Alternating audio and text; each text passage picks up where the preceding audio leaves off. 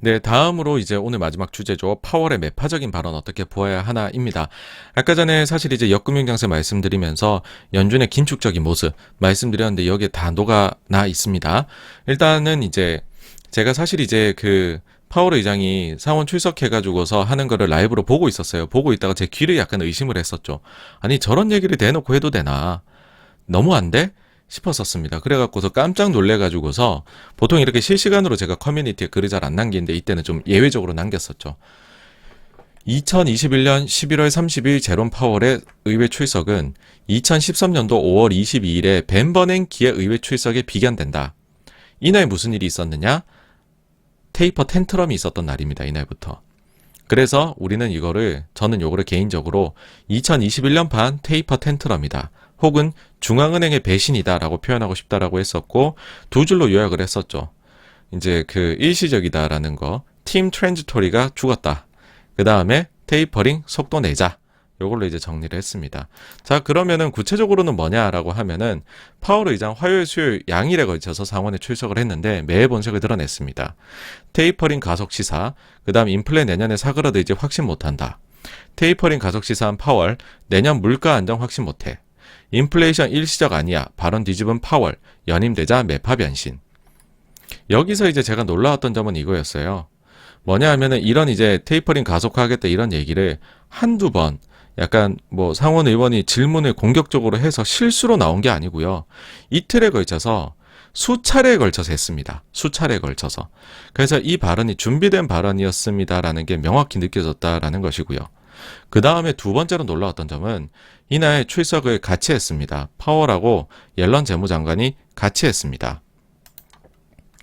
같이 했는데 이 발언을 했습니다. 자, 이건 무엇을 의미하냐라고 하면은 이 둘이 이미 합을 맞춘 것으로 저는 보인다라고 말씀드리고 싶어요. 사실 파월 의장, 옐런이 이제 의장을 할 시절에 같이 일을 했었고, 그리고 원래부터 재무부하고 연준은 단짝입니다. 늘 긴밀하게 협조해서 일을 진행해 나갈 수밖에 없어요. 사실 이제 요 긴밀하게 협조한다는 거 예시 하나 들어드리면은 뭐 86번가에서 이거 여러 차례 말씀드렸었는데 보시면 이게 지난 8월의 기사예요. 8월 달에 이제 채권의 국채에 대해 가지고서 이제 그 채권 매각 계획을 재무부에서 그 다음 분기 거를 발표를 하거든요. 근데 이거를 발표할 때 뭐라 그랬냐 하면은 이르면은 11월부터 매각 금액을 줄여 나가겠다라고 이야기를 한 겁니다. 자, 이거는 뭐랑 연관되냐면은 테이퍼링이라는 게 자산 매입하는 양을 줄이는 거잖아요. 1200억 달러 사다가 그 다음에는 1050억 달러 산다는 거죠. 자, 그러면 내가 사는 국채 양이 줄어요. 그러면은 금리가 올라갈 수가 있겠죠. 왜냐면은 주요 매수 세력이 사는 양을 줄여버리니까는 이게 그러면은 이제 시장에서 거래되는 그 채권의 금리가 시중금리가 상승할 수 있다는 겁니다. 그러면은 QE 효과가 적게 되잖아요.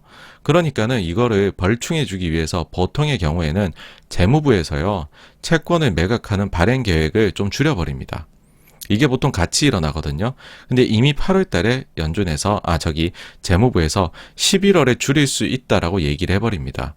이때 눈치 빠른 분들은 많이들 알아차리셨어요. 아, 11월부터 테이퍼링 개시할 가능성이 지금은 특별한 일 없으면 제일 높은 거구나. 이렇듯이 연준하고 재무부는 긴밀하게 협조를 해 나갑니다. 근데 같이 출석했는데 이 말을 공격적으로 했다. 예, 근데 제재를 가하지 않는다. 그러니까는 질문을 할 때 이제 파월 옐런에 콕 집어서 하는 질문들도 있고요. 그냥 두 사람한테 오픈 퀘스천으로 나가는 것도 있거든요. 근데 그 와중에서 이 발언이 서슴지 않고 나왔던 겁니다. 그러니까는 준비된 발언이었음이 굉장히 느껴진다라는 거였죠. 자, 그러면 이제 그 다음 사람들 생각이 도대체 파월은 무슨 의도를 가지고 저렇게 한 것일까? 이거든요. 가능성이 크게 세 가지로 나옵니다. 첫째, 맑은 눈으로 보면 1번 가능성인데 지표가 너무 좋다는 거죠. 11월 FOMC가 하고 나서 보니까는 고용 너무 호도세더라. 인플레이션 과열이더라. 아니, 그러면 우리가 긴축의 속도를 내는 거는 당연한 거 아니야? 그 다음에 가능성 두 번째는 뭐냐 하면 이거 이제 제가 제일 높게 보는 건데요. 사실 세 가지가 복합적이라고 생각합니다. 저희가 이제 보통 뭐 봤을 때 뭐 여러 개 중에 하나 골라야 되는데 잘 모르겠으면은 복합적인 것 같습니다. 이게 이제 중간은 가는 거잖아요. 사실 이제 중간 갈 수 있는 답변 복합적인 게 맞긴 한데 제가 볼 때 제 가능성 높은 거는 2번이지 않나. 이미 연준은 7월부터 해가지고서 FOMC에서 긴축의 힌트를 많이 주었어요. 근데 시장이 잘 모르더라는 거죠. 그러고 계속 올라가더라는 겁니다, 증시가. 사실은 급락은 언제 나오냐? 너무 올라가서 급락하는 거거든요. 여러분, 증시가 엄청 급락해 보십시오. 악재가 나도 안 빠져요. 이미 팔 사람 다 팔았거든요. 그러니까 왜 이렇게 오르지? 더 원색적으로 알려줘야 되겠다. 이게 언제하고 똑같냐면 2013년하고 똑같습니다.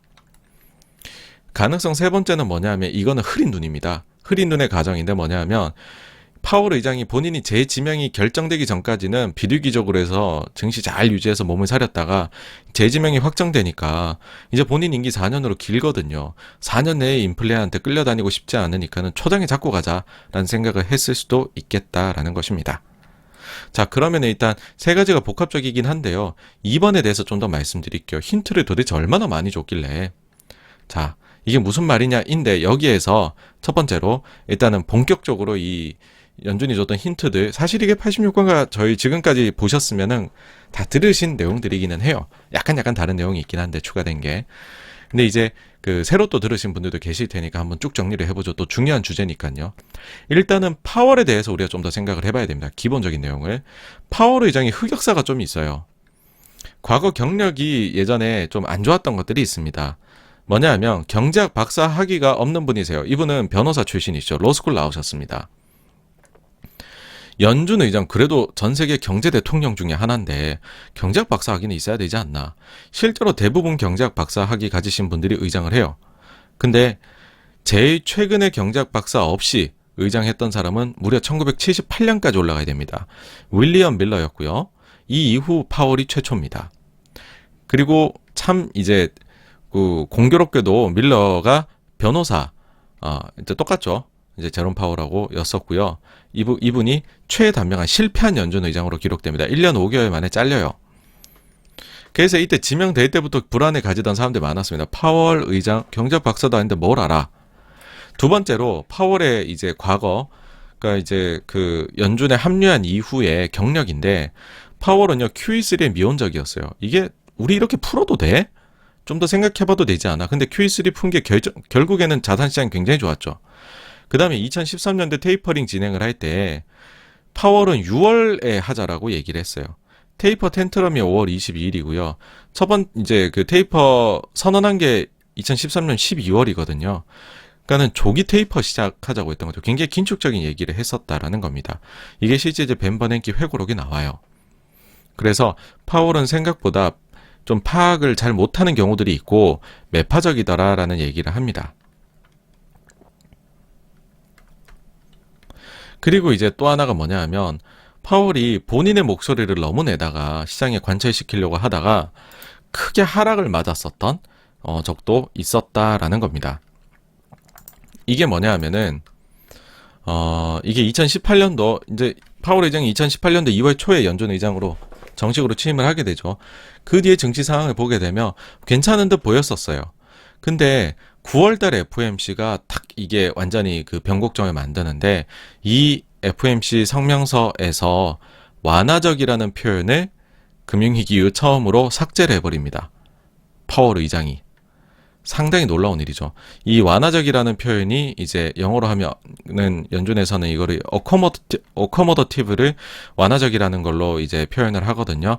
요 표현이 삭제됩니다. 요 때부터 사람들이 걱정 많이 합니다.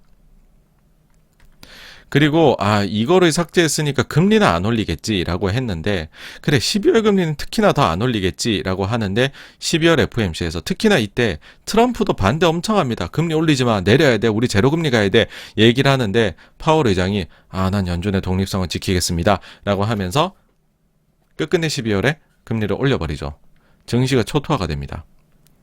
그러고 나서 이때부터 너무 빠지니까 이때 20% 폭락이거든요. 요 기간 동안에 9월부터 12월까지. 그러니까는 이제부터는 잘하겠습니다라고 하면서 무엇이든 할게요라고 하면서 완전한 비둘기로 이제 그 변모를 이제 캐릭터를 바꿔버리게 되죠. 그러니까는 이제 파월 의장이 이런 식으로 매파 본색을 보였었던 그런 이제 또 전례가 있다라는 거고요. 근데 그 이후로는 뭐 너무 좋았죠. 비둘기적으로 해주니까. 근데 이제 지난 7월부터 해보면 또 이제 이 매파스러움이 보인다라는 거죠. 뭐냐 하면은 7월에 커밍 미팅스, 요 표현 13년도 9월에도 나왔는데 그러고 두 번째 회의에서 테이퍼링 결정했거든요. 이번에도 두 번째 회의에서 테이퍼링 결정됐다는 거고, 이때 당시 회의록을 보니 대부분 위원들이 연내 테이퍼링 개시 지지했다는 거고, 요때 회의록에 또 하나 재밌는 문구가 있습니다. 팬데믹이 고용시장에 구조적 변화를 일으킨 듯하다라고 처음으로 고용에 대해 가지고서 구조적인 변화가 있는 것 같다는 얘기를 이때 꺼냅니다. 이거에서부터 이제 고용에 대한 눈높이를 낮춰야 된다라는 거를 살살 느끼셨어야 되거든요.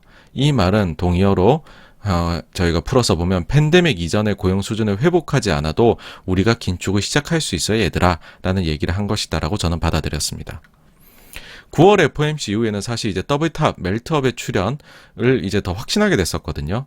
그리고 이거 나온 이후에 역금융 진입이 예상된다라는 것들을 이때 생각하게 됐고, 이거 저희 채널에서 공유를 했었죠. 이게 무슨 말이냐면 9월 FOMC 때 놀랐던 점은 파월 의장이 성명서에는 안 적었어요.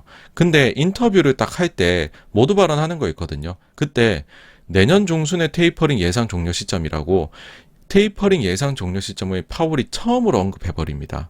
내년 중순, 그럼 우리는 뭐가 떠오릅니까? 6월이 떠오르죠?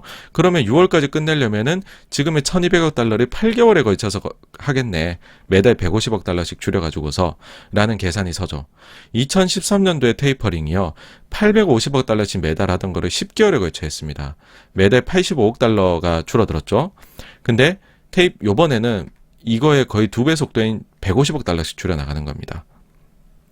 속도가 예상보다 빠르다라는 게 나왔죠. 그래서 매파스러움이 있었고, 그 다음에 이제 3, 6, 9, 12월 달 회의가 끝나면 점도표가 나오죠. 이때 첫 금리 인상 시기나 전체적인 금리 상향되는 모습을 보여줬습니다. 그리고요, 현재 고용 수준에 만족을 표시하는 문구들이 많이 나왔습니다. 그러니까는 이때가 사실 9월 이제 FOMC가 이때 당시 월초에 나왔던 고용 보고서가 부진하게 나왔거든요. 근데 그럼에도 불구하고 연준에서는 그 숫자를 보고도 사실 고용이 부진했었기 때문에 일부에서는 이런 생각들을 했었죠. 고용이 저렇게 나쁘니까 연준이 긴축 테이퍼링 시기 좀 늦출 수도 있지 않을까? 근데 이때 회의록에 어떤 멘트들이 나오냐면, 다수의 위원들이 고용도 우리가 테이퍼링을 하기 위해서 세웠던 기준인 상당한 추가 진전이라는 거, 그 테스트를 통과한 것으로 보인다라고 얘기해버립니다. 그러니까 20만이 나와도 고용에 연준 위원들은 좋은 고용이라고 생각하는구나 라는 게 된 거죠. 그러니까는 이거 긴축적이다, 매파스럽다 이런 얘기를 매파스럽다라고 얘기할 수 있었던 거고요. 11월 달이 이제 클라이막스죠. FOMC가 이때 당시에 있었던 게 굉장히 비둘기의 탈을 쓴 매다라고 말씀드린 바 있는데, 이때 많이 속았습니다. 인내심이란 단어를 인터뷰에서 3번 해요. 그러니까 사람들이 비둘기적이다 라고 했고, 정말 많은 분들이 11월 FOMC는 정말로 파월 의장이 인내심이라는 발언 3번 딱 해가지고서 진짜 잘했다, 파월 너무 잘해, 막 이렇게 칭찬하셨었어요. 사실 이제 그렇게 보면 절대 안 되거든요. 그건 정말 전형적으로 잘못 보는 시각이라고, 연준을 잘못 파악하는 거라고 할 수 있는데, 왜냐하면 연준의 성명서나 인터뷰 내용이 굉장히 매파스럽기 때문입니다. 일단은 테이퍼링 선언이 그 전달에 11월 내지 12월에 시작하겠다 했는데 11월이라고 얘기했습니다. 일단 그것부터가 2개 중에선 빠르죠. 그 다음에 매달 150억 달러씩이라고 해서 이듬해 6월에 종료하겠다라는 것도 얘기를 했다라는 거고, 그 다음에 인플레이션에 대한 문구가 일시적에서 일시적일 것으로 expected, 예상되는으로 바뀌었다. 일시적에서 후퇴가 있었죠. 그 다음에 고용에 대해 가지고서도 완전 고용 수준에 대한 후퇴가 감지됐습니다. 질의응답에서 모두 발언할 때 일부 참가율의 부진은 인구 고령화 은퇴 때문이다라는 얘기를 합니다. 연준이 처음으로 고령화 은퇴라는 구조적인 요인을 참가율 부진의 이유로 넣어버린 거죠. 이게 이제 왜 중요하냐 하면은, 이때까지만 해도 코로나 이전 대비 500만 개 일자리 부족했어요. 이제 400만 개, 이제는 만약에 가계 그 숫자 기준으로 한다면 300만 개밖에 안 부족하거든요, 일자리가. 코로나 이전하고 비교해서. 근데 10월 하순에 세인트루이스 연준에서 구조적인 변화에 대해서 일자리, 미국에 나옵니다, 자료가. 여기에 대해 가지고서 조기 은퇴자가 코로나 이후에 구조적인 요인으로 인해 300만 이상이 되는 것으로 보인다라고 이 자료에 나옵니다. 11월 하순, 12월 FOMC가 2일, 3일이었거든요. 직전에 나온 자료예요. 그러면 여러분 어떻게 되죠? 이미 가계 기준으로, 이 조사 기준으로 보면 12월 달에 지금요 이미 그 코로나 이전 수준 달성한 겁니다. 고용에 있어서요. 그러니까 굉장히 매파적인 이야기를 한 겁니다, 이게. 그리고 질의응답에서 이게 나와요. 테이퍼링 속도가 2013년 대비 2배나 빠르다. 그 이유는 무엇인가 하니까 파월 의장이 얘기하죠. 그때랑 고용과 인플레이션 상황에 차이가 있다. 고용은 보니까는 실업률이 과거 2013년도에 테이퍼링 개시 선언했을 때에는 실업률이 7% 이상이었습니다. 높았죠, 굉장히. 그리고 이게 계속 내려와서 4%대에 진입을 하는 게 언제입니까? 몇 년 후죠, 그쵸? 근데 이번에는요, 팬데믹으로 쫙 높아졌다가 이미 4.2 지난달에 도달했고, 어제 발표된 숫자에서는 4.2까지 떨어졌습니다. 그러니까는 과거에 테이퍼링 시작할 때는 7% 후반이었는데 실업률이 지금은 첫 테이퍼링 할 때 4%대라는 거죠.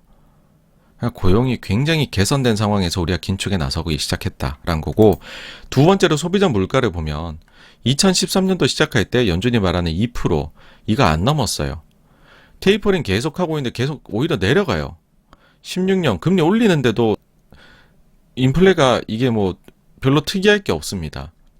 그러니까는 연준이요, 이때 테이퍼링하고 금리를 올리는 내내 인플레 걱정한 적 없어요. 근데 지금은 어떠냐? 6%가 나오고 있어요. 지금은 인플레가 많이 높다는 겁니다. 그러니까는 연준 의장이 파월이 고용하고 인플레가 2013년하고 차이 난다라고 결정적인 차이, 이유를 설명을 해버린 거죠.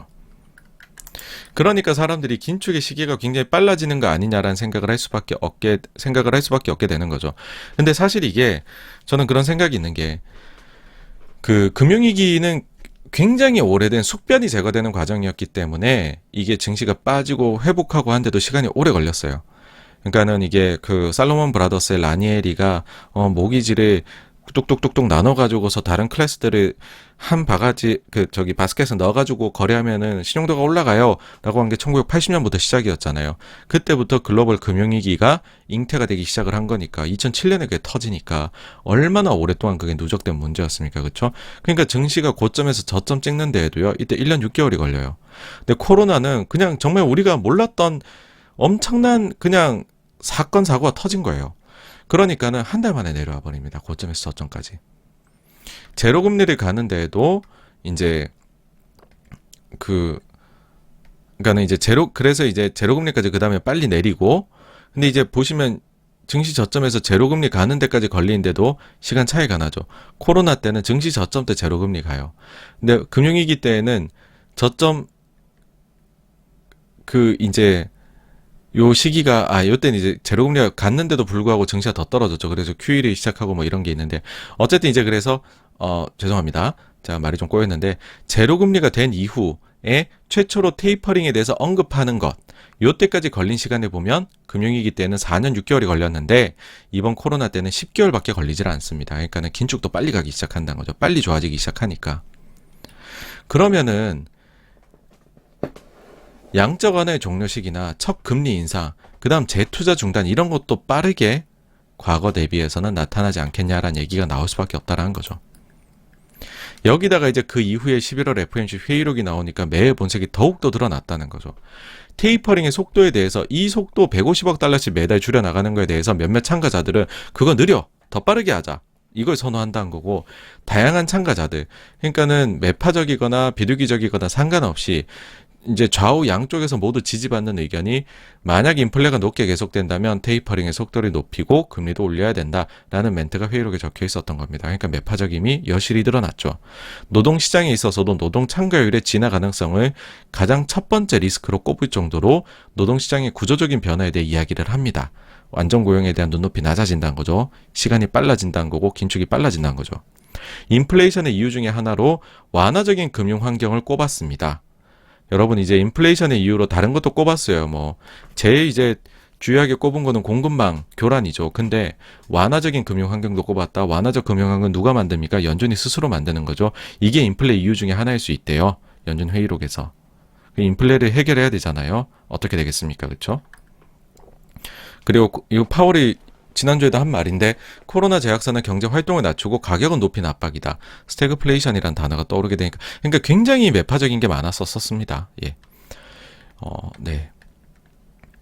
그리고 이제 이제 30일, 그 다음에 12월 1일 날에 상원에 나가가지고 산 거, 제가 이제 2021년판 테이퍼 텐트럼이라고 했잖아요. 혹은 중앙은행의 배신이다.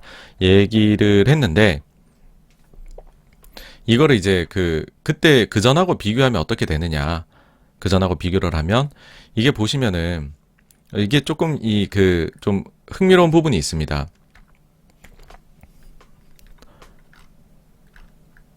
요때 당시에 이제 5월 22일 날에 이제 버냉키가 의회 출석하기 그 직전에 FOMC가 언제 있었냐면 4월 30일, 5월 1일 날에 있었어요.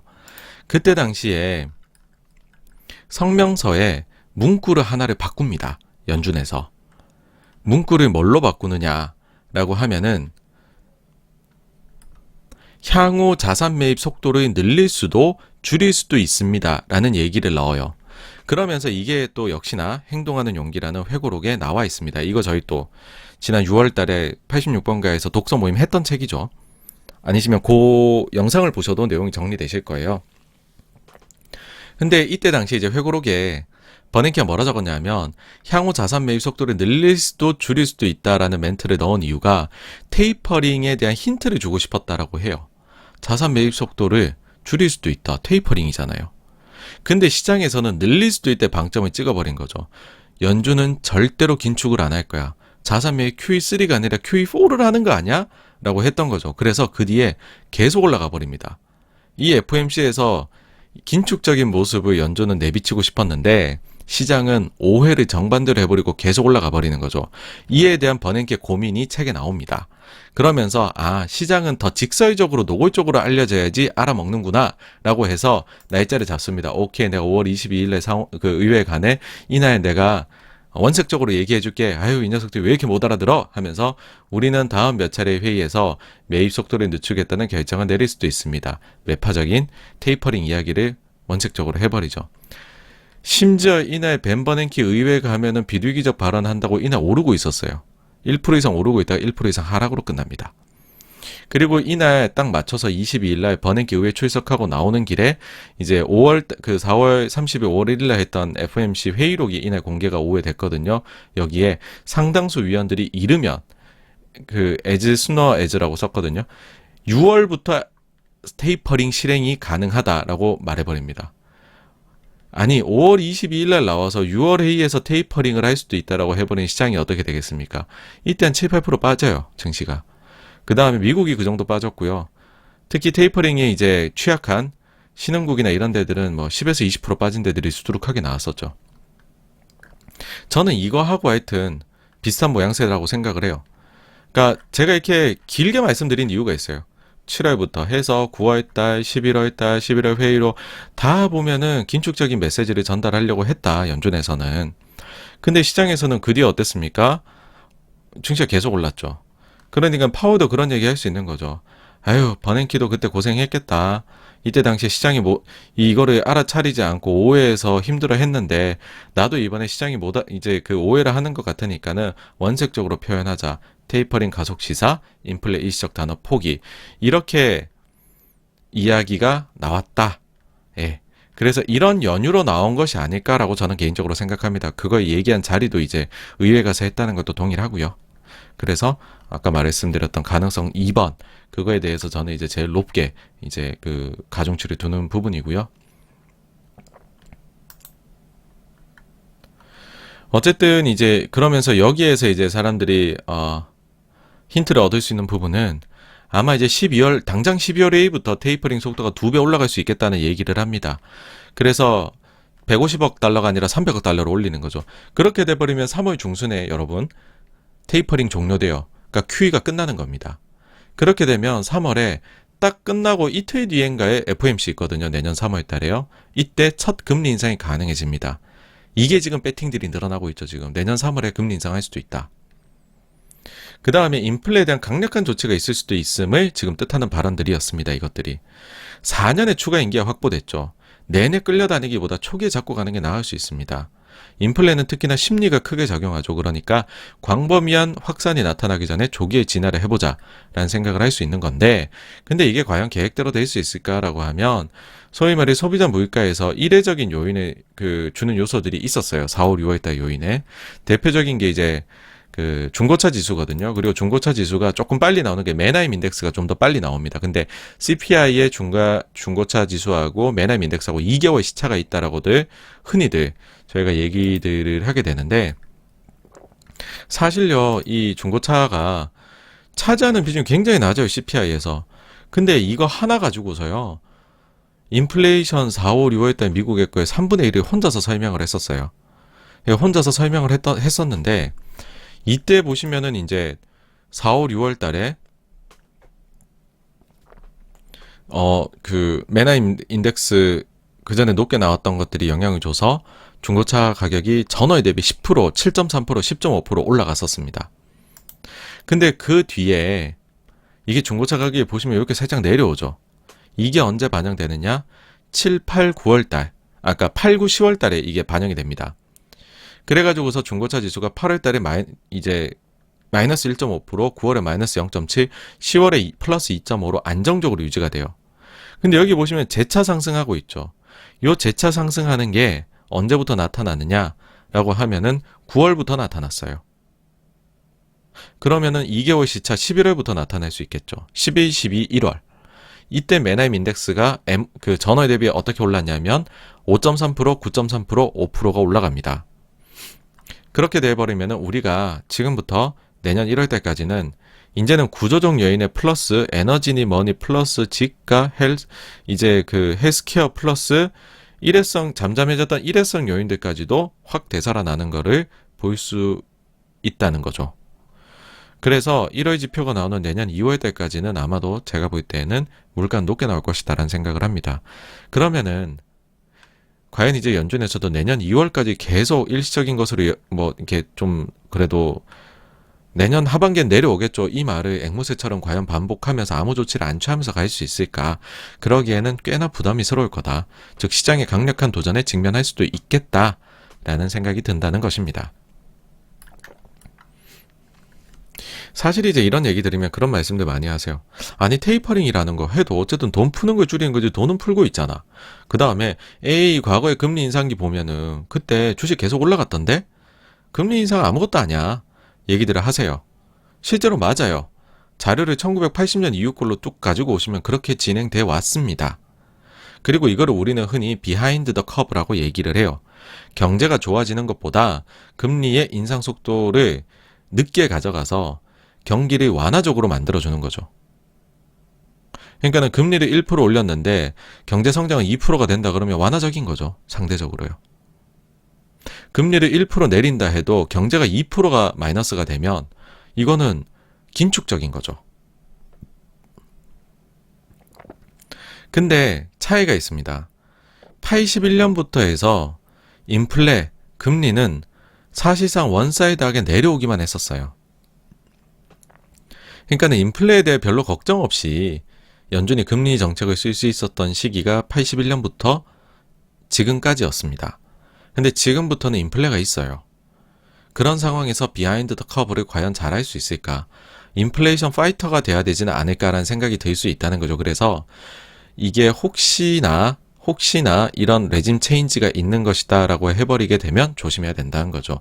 우리가 과거에 봤던 80년대 이후부터 보니까는 금리를 올려도 주가 계속 오르던데 하고는 상황이 좀 다를 수 있다라는 것도 한번 생각해 봐야 된다라는 것입니다. 그래서 이제 여기까지 해가지고서 한 가지 이제 신종 단어가 이젠 나와서 유행할 것 같아요. 13년엔 테이퍼 텐트럼이라고 했었는데 사실 테이퍼링 지금까지 진행될 때까지 파월이 진짜 잘 이끌어왔어요. 그래서 긴축 발작이라는 텐트럼이 발작이라는 단어잖아요. 발작이라는 게 특별히 나오지 않았습니다. 근데 이번에는 시장의 기대보다도 훨씬 더 지금 긴축을 하려는 모습을 보이고 있거든요. 그래서 일각에서 지금 이런 단어를 쓰기 시작하더라고요.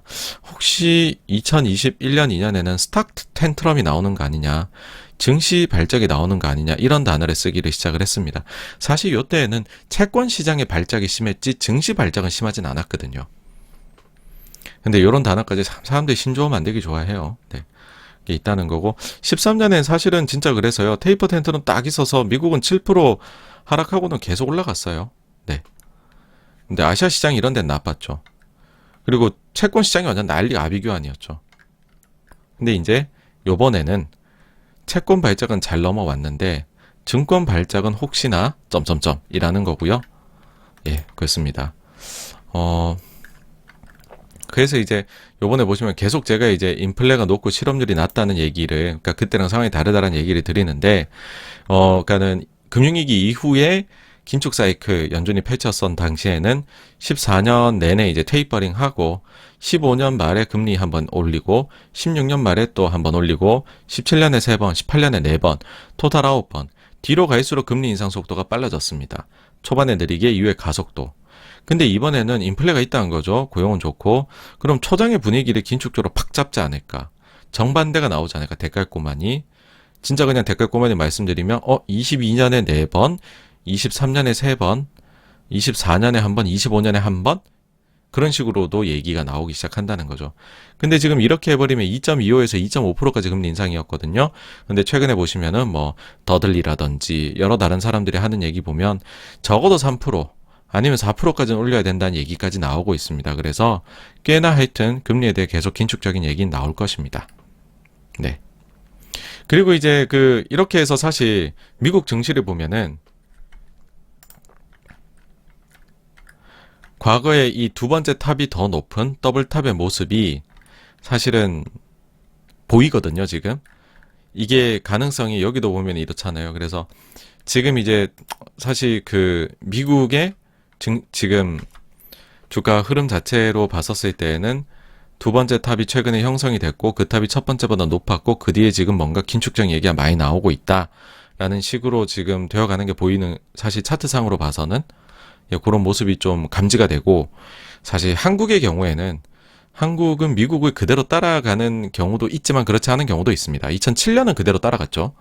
근데 요번에 이제 코로나 있기 직전에 미국은 보시면은 2020년 3월에 하락하기 전에 2월이 고점이었어요.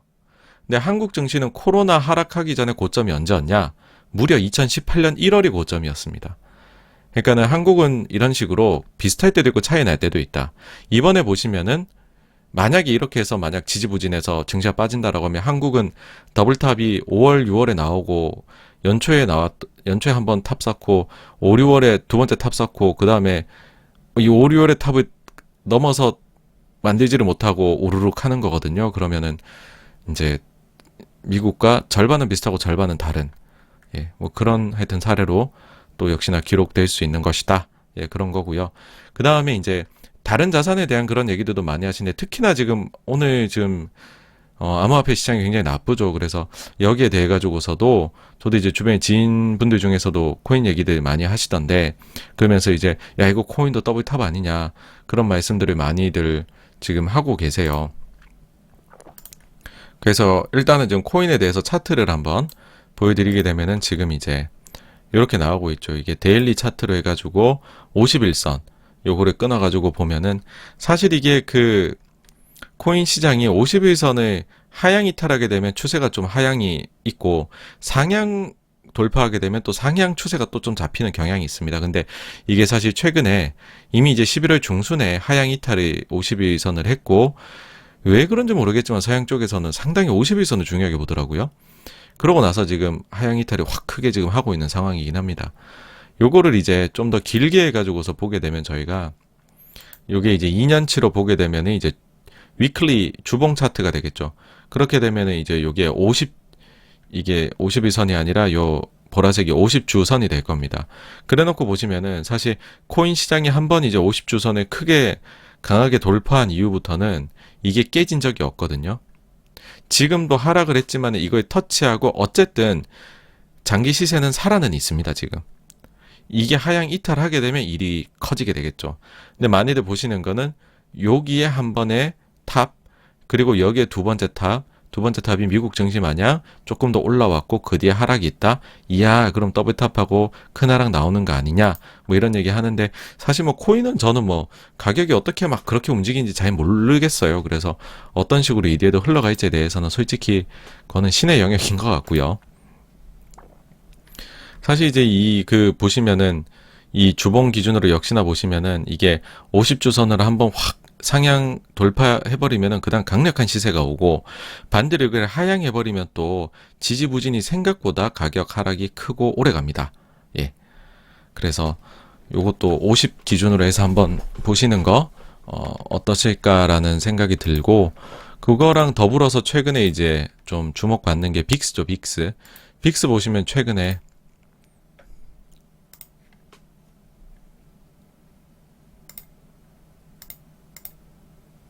상승이 이제 뭐 너무 낮았다가 나오고 있죠. 그러니까 증시 변동성 많이 커지니까는 이게 나오고 있어서 이게 새로운 시작이냐 뭐 이렇게도 보시는 분들도 있는데, 사실 변동성 지수는 워낙 또 과거 보시면은 왔다리 갔다리 많이 합니다. 많이 하고, 많이들 또 그러겠죠. 이거 투자할 때는 야 빅스 사서 요 뭐야 이거 80까지 갔네, 야 이때까지 먹는 거야 하실 수 있는데, 코로나는 정말 특이 사안이었다. 그래서 이거 보고서 투자하시면 절대 안 된다는 얘기를 드리고 싶습니다. 당부를.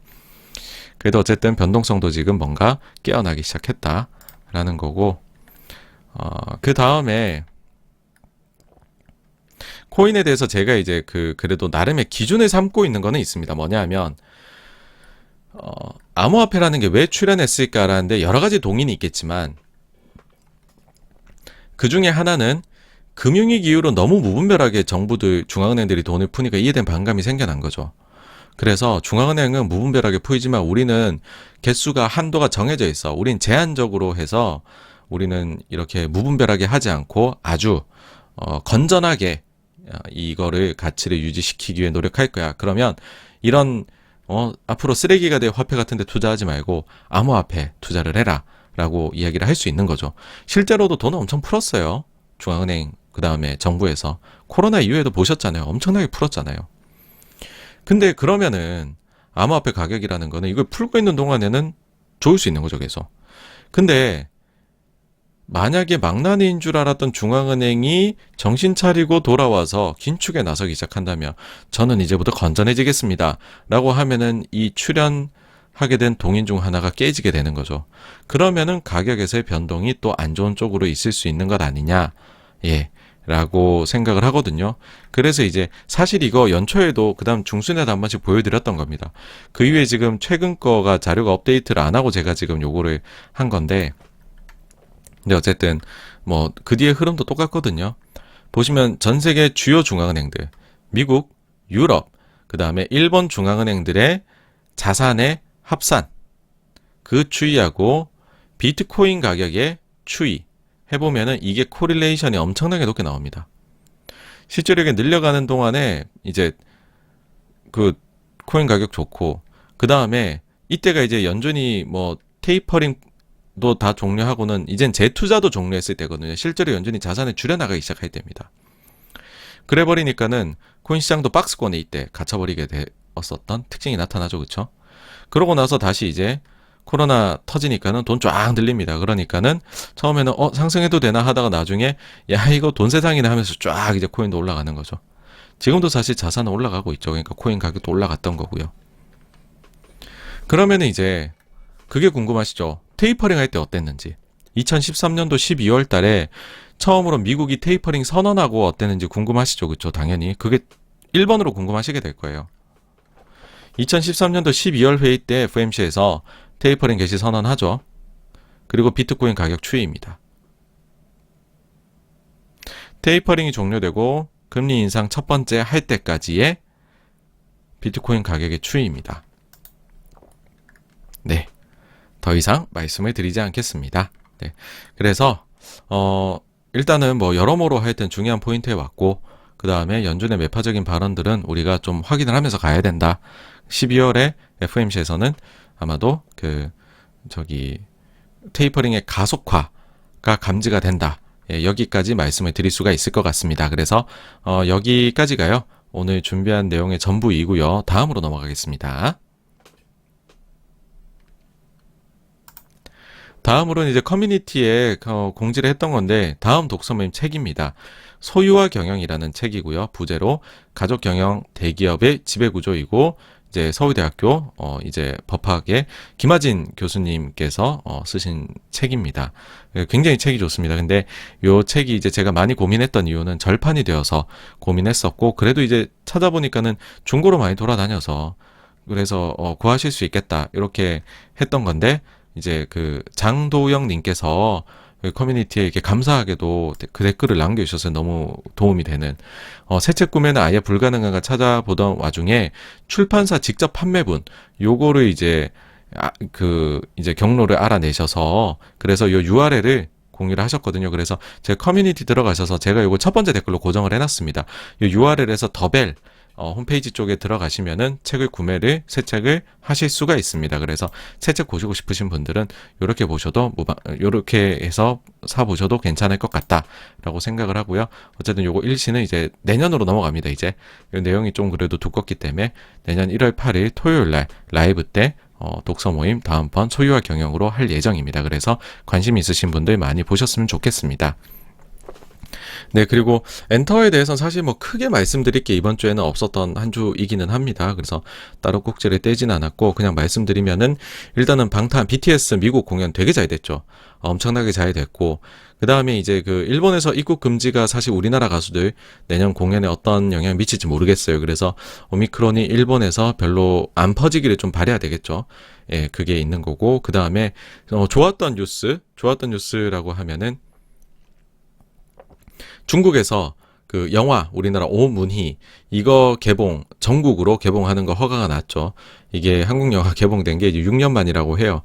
야, 한알령 정말 제대로 오랫동안 갔습니다. 그래서 요런 것들 나오면서 그 다음 날에 이제 한국의 엔터나 콘텐츠 주식들이 좋았었던 그런 특징이 있었죠. 그쵸? 그래서 요 정도를 제외하고는 딱히 엔터에 대해서는 지난주에 사실 저는 중국은 오히려 최근에 나왔던 각종 시장에서 안 좋게 봤던 조치들 그건 별로 영향도 없고, 오히려 그렇게 아무도 기대 안 했는데 중국이 다시 열리면 어떡할까요? 라는 입장이었기 때문에 사실 제 입장에서는 별로 놀랍지 않은 뉴스였습니다. 여하튼 요 정도가 있었다는 거, 그래서 특별한 건 없었다, 그렇게 말씀을 드릴 수가 있을 것 같네요. 예, 그래서 여기까지가 진짜로 준비한 내용이 전부이고요. Q&A로 한번 넘어가 보도록 하겠습니다. 네. 한 말씀 더 드리면 요 책이 진짜 좋은 게, 그러니까는 글로벌 사례들이 다 다루고 있고, 거기 우리나라의 이제 시사점이나 이런 것도 들어와 있어서 사실 또 좀 관심 있는 분의 발췌록처럼 읽으실 수도 있는 일종의 약간 브리타니커 백과사전 같은 경영 이제 지배 구조에 대한 이제 책이기 때문에 꼭 다 보시지 않더라도 한 권쯤 있으시면은 이렇게 말씀드리니까 너무 제가 세일즈를 하는 것 같은데, 저는 이쪽에서 어떠한 이제 광고나 이런 도움을 받지 않는, 이거 한다고 책이 팔린다고 해서 저에게 도움이 되는 건 1도 없습니다. 예, 그냥 봤을 때 너무나도 좋은 내용이기 때문에 공유를 한 거고요. 네, Q&A로 가도록 하겠습니다.